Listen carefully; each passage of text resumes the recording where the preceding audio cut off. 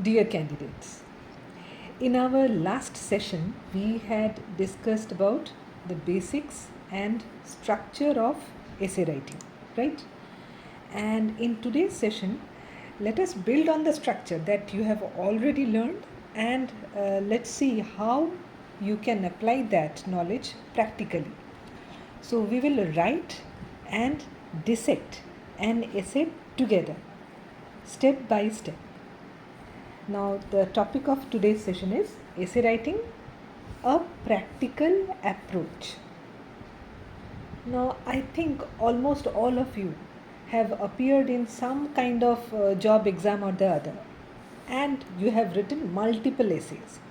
Now, let's imagine that in the exam you are asked to write an essay on the topic India's journey towards becoming a green economy, challenges and opportunities. Now, as soon as you read this topic, প্রথমেই মাথায় কী আসবে যে হ্যাঁ green energy কী আমি জানি, পড়েছি, definitely পড়েছো তোমরা। গ্রিন এনার্জির মধ্যে কী কী পড়েছি হয়তো মাথায় আসছে তখন সোলার প্যানেল পড়েছি, উইন্ড মিলস পড়েছি, আর যা যা পড়েছো, কিন্তু what next? So that's exactly what we will do today. That is how to take that raw thought and shape it into a full and high quality essay. আর আজকের সেশনটাকে আমি 7টি ভাগে ভাগ করেছি। তো আমাদের জার্নিটা কেমন হবে? আমরা প্রথমেই শুরু করব understanding the topic, then number 2 brainstorming ideas or mind mapping, which is very interesting. Number 3, creating a rough outline. Number 4, writing introduction part. 5th, developing the body paragraphs, then writing a thoughtful conclusion, and finally we will recap whatever we discussed today. তাহলে একদম প্রথমে যে মুহূর্তে আমি পড়লাম আমার এসে টপিকটা কী দেওয়া হয়েছে, আগে কি করতে হবে? আগে ভালোভাবে বুঝতে হবে টপিকটা কী। এখানে টপিকের মেইন শব্দ কি? Green economy. তাহলে first you have to think কি what does it mean, what is green economy? By definition, an economy that results in improved human well-being and social equity without reducing having any kind of environmental risks or ecological scarcities, সেটাকে বলা হয় green economy. তাহলে এখানে এই টপিকটাতে যে মুহূর্তে দেখব আমি কিছু শব্দকে আন্ডারলাইন করে নেব। কী কী? যেমন গ্রিন ইকোনমি, নেক্সট কী আছে? India's journey. আচ্ছা, ইন্ডিয়াস জার্নি তার মানে কি একটা টাইম ফ্রেমে আমাকে এসেটা লিখতে হবে, মানে প্রোগ্রেসটা কেমন সেটা যেন আমার এসে থেকে স্পষ্ট হয়। আর একটা কি কিওয়ার্ড আছে? চ্যালেঞ্জেস। কিসের চ্যালেঞ্জেস? মানে barriers to becoming a green economy. আর কি আছে? অপরচুনিটিস। তো অপরচুনিটিস কিসের? মানে পজিটিভ স্কোপ বা বেনিফিটস অফ দিস ট্রানজিশন। তাহলে যে মুহূর্তে আমি এসের টপিকটা দেখলাম যে India's journey towards becoming a green economy, challenges and opportunities, আমি প্রথমেই এই ভাগ ভাগ করে এই শব্দগুলোকে আন্ডারলাইন করে নেব, সো দ্যাট আমার মাথায়, আমার মনের মধ্যে গেঁথে যায় যে আমার এসেতে যেন এই এই জিনিসগুলো, এই আসপেক্টসগুলো স্পষ্টভাবে উঠে আসে। আর বলে রাখি, এই যে টপিকটা আজকে আমি ডিসকাস করছি, অলরেডি কিন্তু ধরো গত 1-1.5 বছরের মধ্যে এই টপিকে লেখা বেরিয়েছে বিভিন্ন নিউজ পেপারে, যেমন দ্য হিন্দুতে বেরিয়েছে, টেলিগ্রাফে বেরিয়েছে, ইকোনমিক টাইমসে তো রিসেন্টলি বেরিয়েছে। তাহলে প্রথম কাজ হচ্ছে আমি আন্ডারলাইন করে নিলাম কিওয়ার্ডসগুলোকে, so that my mind gets a direction কীভাবে এগোবো। সেকেন্ড স্টেপ কি? ব্রেইন স্টর্মিং আইডিয়াস বা মাইন্ড ম্যাপিং। এই মাইন্ড ম্যাপিং জিনিসটা কিন্তু ভীষণ ইন্টারেস্টিং, আর এইটাই মানে তোমার ভিতটা তৈরি করতে চলেছে। তাহলে চট করে একটা মাইন্ড ম্যাপ কীভাবে তৈরি করব? ধরা যাক আমি যদি এখান থেকে কোথাও যেতে চাই, অ্যাকচুয়ালি ধরো আমি এখান থেকে তারকেশ্বর বেড়াতে যেতে চাইছি, তাহলে আমার মনে মনে কী ঠিক করতে হবে যে কিসে যাব, কখন বেরোবো, কোন পথ দিয়ে যাব, বাসে যাব না ট্রেনে যাব, কি কি জায়গা দেখব, মানে আমার মনের মধ্যে যেমন একটা ছবি ফুটে উঠছে যে কী কী হতে চলেছে, কী কী করতে চলেছি, ঠিক তেমনই এসে লেখার আগে আমার মাথায় যেন আমার চোখের সামনে সেটা ছবির মতন ভাসে। এইটাই হচ্ছে মাইন্ড ম্যাপিং। তাহলে চট করে যদি এই টপিকে আমরা মাইন্ড ম্যাপ করতে চাই, কী কী খেয়াল রাখবো? এক, কারেন্ট গ্রিন ইনিশিয়েটিভস কী কী আছে আমাদের দেশে। যেমন ধরা যাক ন্যাশনাল গ্রিন হাইড্রোজেন মিশন আছে, বা ইভি পুশ একটা আছে, ফেম স্কিম বলে একটা স্কিম আছে, FAME ফেম স্কিম। রিনিউয়েবল এনার্জির কিছু টার্গেটস আছে, বাই 2030 অ্যাচিভ করতে হবে সরকারিভাবে, যেগুলো বলা আছে। তাহলে আমি আগেই কোথাও ছোট্ট ছোট্ট করে লিখে নিলাম, আচ্ছা আচ্ছা, তাহলে এই 3টে পয়েন্ট যেন আমার কারেন্ট গ্রিন ইনিশিয়েটিভের সম্বন্ধে যখন লিখবো এসেতে, এই পয়েন্টসগুলো যেন আমি অবশ্যই লিখি। নেক্সট ওয়ার্ডটা কী ছিল? চ্যালেঞ্জ। তাহলে চ্যালেঞ্জ কী কী? 1 নম্বর চ্যালেঞ্জ তোমরা সবাই জানো, আমি জাস্ট রিপিট করছি, যে ডিপেন্ডেন্স অন কোল। এখনও প্রায় 55% অফ এনার্জি রিকোয়ারমেন্ট আমরা ফুলফিল করি কোল থেকে। আর কি চ্যালেঞ্জ? যেমন ধরা যাক সরকারিভাবে পলিসি ইনকনসিস্টেন্সি কিছু আছে, বা ফান্ডিং ইস্যুস আছে, টেকনোলজিক্যাল গ্যাপস আছে, এরকম আরও হতে পারে। এটা গেল চ্যালেঞ্জেস। তো আমি ছোট্ট করে লিখে নিলাম, আচ্ছা চ্যালেঞ্জেসের নিচে 1, 2, 3 পয়েন্ট এইগুলো আমার এসেতে কভার করব। আর একটা কিওয়ার্ড কী ছিল? অপরচুনিটিস। তাহলে অপরচুনিটিস আমাদের দেশের যদি আমরা জিওগ্রাফিক্যালি ভাবি, হিউজ অপরচুনিটি আছে। তাহলে কী কী অপরচুনিটি আছে? 1 number, huge solar and wind potential আছে। আর কি আছে? যে মুহূর্তে এই অপরচুনিটিসগুলো আমরা কাজে লাগাবো, মানে সোলার এনার্জি বা উইন্ড এনার্জি, উইন্ড মিলস বানিয়ে এগুলো করা, সঙ্গে সঙ্গে কী তৈরি হবে? বহু সংখ্যক চাকরি তৈরি হবে, গ্রিন জবস ইউথের জন্য। তাহলে এটা একটা রিলেটেড অপরচুনিটি হয়ে গেল। আর কি? এই যে G20 ডেফিনেটলি তোমরা পড়েছো, তাহলে India's leadership in G20 on climate action, এটা একটা অপরচুনিটি হতে পারে। এরকম আরও ডেফিনেটলি আরও অনেক পয়েন্টস নিশ্চয়ই তোমাদের মাথায় আসছে। তো যা পয়েন্ট আসছে আমি ছোট ছোট করে আগে একটা লিখে নেব। এটা আমি তৈরি করছি আমার মাইন্ড ম্যাপ, যে আচ্ছা তাহলে এই জিনিসগুলো অবশ্যই যেন আমার এসেতে থাকে। মানে একবার এসে লেখা শুরু করে দিলে তখন তো একটা ফ্লো চলে আসবে, তার আগে আমি ভেবে রাখবো যে এই জিনিসগুলো টাচ করব। তোমরা যারা ছবি আঁকো, definitely while you are painting a scenery or say a portrait, I think you first make an outline, right? So similar to that, when you are going to write an essay, first you have to create a rough outline. Then what should our outline look like? The structure is like a building, a 3-tier building. Key tiers such number 1, introduction, number 2, body, number 3, conclusion. So what we should have in the introduction part, this I have discussed in the previous session, but I'll just repeat that. In the introduction part, start with a hook. Hook means some very interesting point or a fact which grabs the attention of the person who is reading your essay. So start with a hook, a fact, and then give a brief background, and then write your thesis statement. So this gives an idea what your whole essay is going to look like. Then we will come to the body part. Here we will be having multiple paragraphs, so we can divide the body into say 2 to 3 paragraphs. So let's say 3 paragraphs. So we can write the first para like India's steps towards green energy so far. Then on the second para we can write the major hurdles, the major challenges. দেখো এখানে কিন্তু সেই যে challenge কিওয়ার্ডটা ছিল আমরা এটা second প্যারাতে ঢুকিয়ে দেবো। তাহলে খুব অবভিয়াসলি থার্ড প্যারায় কী আসবে? Yes, opportunities. তো the road ahead which means the opportunities. এইভাবে আমরা বডি লিখলাম, একাধিক প্যারাগ্রাফ লিখলাম, আর লাস্টে we will reach the conclusion. So in the conclusion, I have stated this before, I'll again repeat it. In the conclusion, you restate your thesis. Next, emphasize balance between economy and environment, and always end with a futuristic note. So this is our rough outline. এটা মনে মনে তৈরি করে নিলাম, বা সাইডে ইয়েতে rough পেজে আমি লিখে নিচ্ছি যে এইভাবে করব।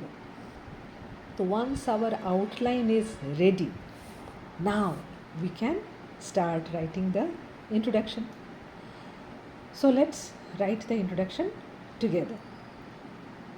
I'll just give one sample introduction. My response is based on the newspaper reports that were published in the last 1 or 1.5 years. But you can always add or modify it to make it better. So let's start. So sample introduction can be: in February 2025, India was ranked 3rd globally in renewable energy investment, right after China and the US. This milestone is part of India's bold commitment to transform into a green economy. From green hydrogen to electric mobility, our country is scripting a new chapter of development. However, এখানেই আসছি, next কি যে কিওয়ার্ডসগুলো ঢুকিয়ে দেবো কি however, this transformation is not without challenges like economic, technological and administrative. So এইটা যদি রাখি আমার ইন্ট্রোডাকশন, তাহলে কি করেছি আমি একটা ফ্যাক্ট স্টেট করেছি, নিজের থিসিস স্টেটমেন্টটা দিয়েছি, চ্যালেঞ্জেস কী আছে, অপরচুনিটি কী আছে সেইগুলো কিছু বললাম। অফকোর্স এখানে না, মানে আরও 2-1 লাইন লিখছি ইন্ট্রোডাকশন পার্টটাতে, যেখানে আমি স্টেট করব যে of course there are road blocks but there are vast possibilities ahead. তার মানে আমরা কি করলাম, আমরা বেসিক্যালি 3টে জিনিস করলাম ইন্ট্রোডাকশনে। এক, we started with a hook, and that too a statistical hook. Next, we provided a context, and we have given a clear thesis statement. Now we will move on to the body paragraphs. So let's build them step by step. So let's start first para. আমরা আরেকবার পড়ে নেব আমাদের এসের টপিকটা কি, যাতে কোনোভাবেই আমরা সেই টপিক থেকে ডাইভার্ট না হয়ে যাই। তাহলে আমরা কি দিয়ে শুরু করতে পারি? প্রথমেই লিখি চলো, achievements so far. Then we can start with the sentence কি in the past decade India has made significant strides in green initiatives. Examples দেবো কী কী দিতে পারি। গ্রিন হাইড্রোজেন মিশন, কত কোটি টাকা সরকার অ্যালোকেট করেছে এটার জন্য, বা স্টেট করব যে সোলার পাওয়ার এক্সপ্যানশন, কত গিগাওয়াটের সোলার পাওয়ার করার প্ল্যান আছে নেক্সট কত বছরের মধ্যে। এই সব তথ্যগুলো তোমরা নিউজ পেপার থেকে পেয়ে যাবে, ডেফিনেটলি অলরেডি পেয়ে গেছো, হয়তো অনেকে নোটসও বানিয়ে রেখেছো। তো সেই স্ট্যাটিস্টিক্সগুলো আমরা এখানে তুলে দেবো। আর কি দেবো, হ্যাঁ, তা খুব যেটা বাজেটেও কথা হয়, যেটা এখন গ্র্যাজুয়ালি আরও পপুলার হচ্ছে, সেটা হলো ইলেকট্রিক ভেহিকলস।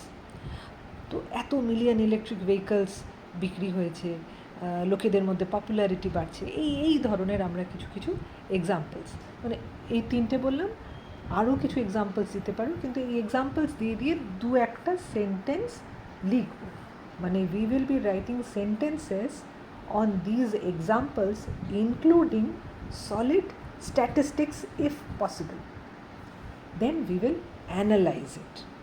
শুধু তো র ডেটা দিয়ে দিলে হবে না, বা শুধু স্ট্যাটিস্টিক্স তো মুখস্থ করে লিখে দেওয়া যায়, তাহলে মাইন্ড অ্যাপ্লিকেশনটা কোথায় আসছে? যারা তোমাদের খাতা চেক করবেন তারা তো ওইটা চেক করবেন যে how is your analytical ability. তাহলে after stating the facts, stating the statistics, Now you analyze. যেমন লিখতে পারি যে these efforts signal a shift in national policy. India is also actively pushing the idea of এই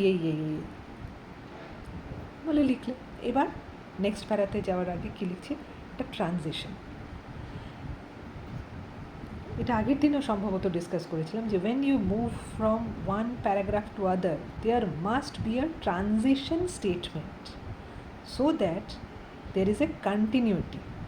এরম যেন না মনে হয় যে আমি একটা গাড়ি যাওয়ার সময় একটা বাম্পারের উপর দিয়ে গেলাম, সেই ইয়েটা যেন না আসে, খুব স্মুথ ট্রানজিশন হবে। তাহলে আমি কি লিখবো, লাস্ট সেন্টেন্সে লিখতে পারি আমরা যে despite these developments India's journey is far from smooth. Now in the second para, I mean the second body para, we can write on the challenges being faced. তাহলে টপিক সেন্টেন্স হতে পারে যে however the road to a green economy is riddled with barriers. আমরা যত সুন্দর শব্দ, মানে খুব ব্ল্যান্ড যাতে না লাগে পড়তে, মানে রান্না করার সময় যে আমরা একটু মশলা দিই টেস্টটা বাড়ানোর জন্য, ঠিক তেমনই যখন সেন্টেন্স কনস্ট্রাকশন করছি অন্যদের তুলনায় যেন আমার শব্দগুলো, আমার আর্টিকুলেশন একটু বেটার হয়। ডাইরেক্ট লিখবো না যে উই আর ফেসিং চ্যালেঞ্জেস, লিখবো the road to green economy is riddled with barriers. দেখো মানেটা একই হলো, এটা শুনতে একটু বেশি ভাল লাগছে। এবার দেবো এভিডেন্স, মানে after you state something you must give evidence that why you have stated this. Because coal dominance, এক number, India still heavily depends on coal, which makes up to like 55% of power generation. Then there are several policy lapses. There are many states where state level green laws remain on paper but are not implemented fully. There are funding gaps. Public and private investment is uneven across sectors. Now you have stated facts. Now এরপর কি, after stating facts এরপর analysis. অ্যানালিসিসে লেখা যেতে পারে যে green transformation needs long term investment and capacity building. Now delays in EV infrastructure for example have slowed adoption in rural areas. আরও কিছু sentence লিখলাম, মানে আমার অ্যানালাইসিস, যে আমি যে প্রপারলি এটাকে অ্যানালাইজ করছি সেটা ক্লিয়ারলি বোঝানোর জন্য আরও কিছু সেন্টেন্স লিখলাম। আচ্ছা, মানে কি অ্যানালাইজ করছি, এর আগে যে এভিডেন্সগুলো স্টেট করেছি সেটাকে অ্যানালাইজ করলাম। তারপর নেক্সট প্যারাগ্রাফে মুভ অন করার আগে আবার একই জিনিস, ট্রানজিশন কি লিখতে পারি, যেমন yet within these challenges lie immense opportunities. Now we will be writing on opportunities. সেই আমাদের কিওয়ার্ড ছিল opportunity. So now we will start with the third body para. So our sentence can be India's green transition can open the door to economic leadership. Examples দেওয়া যেতে পারে, India can become a global exporter in this. We can create jobs, এত jobs by 2035. সে নীতি আয়োগের একটা estimate ছিল যে by 2035 এত কোটি গ্রিন জবস হতে পারে। You state that statistics. বা Indian firms are entering carbon credit markets. So there can be multiple facts which you can state to support that there is a huge amount of opportunity for India in this sector, in green economy. After stating these factors, now again analyze. So India can export technology, lead South-South cooperation and reduce import dependence on fossil fuels. আরও কয়েকটা sentence লিখলে। If you think that you need to write some more body paragraphs which will help you to write this whole essay in a high quality, in a better manner, then you can do that, or we can move on to the conclusion part. তাহলে কনক্লুশনে কি লিখতে পারি, একটা sample conclusion বলছি যে India's transition towards a green economy is not just an environmental necessity. but rather a national opportunity. দেখো এখানে কিন্তু আমি একটা পজিটিভ নোটে নিয়ে যাচ্ছি. The country stands at a pivotal moment where balancing growth and sustainability can define its global image. Again, এটা একটা positive note. By addressing policy gaps, কেন পলিসি গ্যাপ এইটা উল্লেখ করলাম, কারণ এর আগে একটা প্যারাগ্রাফে আমি পলিসি গ্যাপ বলেছি, তাহলে কনক্লুশনে আমার সেই পয়েন্টটা থাকবে. By addressing policy gaps, ensuring inclusive green finance and nurturing innovation, India can set an example for other developing countries. Finally, শেষ করবো একদম খুব একটা পজিটিভ নোটে, একটা হোপফুল নোটে. The green future is not just desirable, it is inevitable. তাহলে what have we done in this conclusion part? Number one, we have restated our thesis, we have summarized the key points that we have stated earlier, and we have ended with a forward looking line in a hopeful tone. তাহলে এইটা হলো একটা practical approach to writing an essay. যদি আমরা একটু recap করি, তাহলে আমরা এখান থেকে কী কী আজকে ডিসকাস করলাম. 1 নম্বর, জাস্ট যেমন এসেতে আমরা লাস্টে কনক্লুশনের সব সূত্রগুলোকে একবার জুড়ে নিই, তেমনই আজকের সেশনের শেষেও একবার সব সূত্রগুলোকে জুড়ে নিই. কী কী? 1 number, always start with analysis of the topic, then build a rough outline before writing, যেটা বললাম যেমন ছবি আঁকার আগে আমরা একটা রাফ আউটলাইন তৈরি করি, ঠিক তেমনই এসে লেখার আগেও একটা rough outline. Next, use facts, but just stating the facts is not enough. You must explain them, you must analyze them, and keep your essay balanced and structured. আমরা কোনো একটা দিকে খুব বেশি ঝুঁকবো না, একটা ব্যালেন্স মেনটেন করার চেষ্টা করব, একটু নিউট্রালিটি রাখবো কিন্তু হোপফুল রাখবো, আর স্ট্রাকচারটার বাইরে যাব না. প্রয়োজন হলে একাধিকবার টপিকটাকে পড়ব, বুঝবো যে কী চাওয়া হচ্ছে, তারপর এসেটাকে রাফ আউটলাইন করে লেখা শুরু করব. আজকে কয়েকটা হোমওয়ার্ক দিই. আচ্ছা, কেউ একজন জিজ্ঞেস করেছিলে যে হোমওয়ার্ক দেওয়া মানে কি সেটা পাঠাতে হবে? তোমরা চাইলে পাঠাতেই পারো, কিন্তু রাদার নিজেদের কাছে রাখো. আজকে যেটা হোমওয়ার্ক লিখলে হয়তো 2 দিন পর মনে হবে যে you can do that better, so rewrite it. তাহলে হোমওয়ার্কে চেষ্টা করে এই টপিকসগুলোর উপরে যদি শর্ট এসে লিখতে পারো. যেমন number 1, India's startup broom, fuel for the future. মানে এত যে স্টার্টআপস হচ্ছে, এই যে রিসেন্টলি পীয়ূষ গোয়েল উনিও Indian startups and Chinese startups compare করেছেন. দেখো এখন এটা একটা হট টপিক, তাহলে স্টার্টআপের উপরে একটা. নেক্সট লিখতে পারো water crisis in India, causes and sustainable solutions. আর একটা খুব common topic, women empowerment and economic growth. তাহলে চেষ্টা করো এই টপিকের উপরে নিজেরা এসে লিখতে. যেভাবে স্ট্রাকচারটা আমরা এই 2টি সেশনে আলোচনা করেছি, try to stick to that structure. আর মনে রেখো যে এসে কিন্তু এটা না যে আমি কতটা জানি, শুধু অনেক জানলেই ভালো এসে লেখা যায় না. জানতে হবে যে how you are presenting it, that is the art of essay writing. And remember that with each practice, with each session, I am sure, I am hopeful that you are getting close to mastering it. So all the best to all of you. Thank you.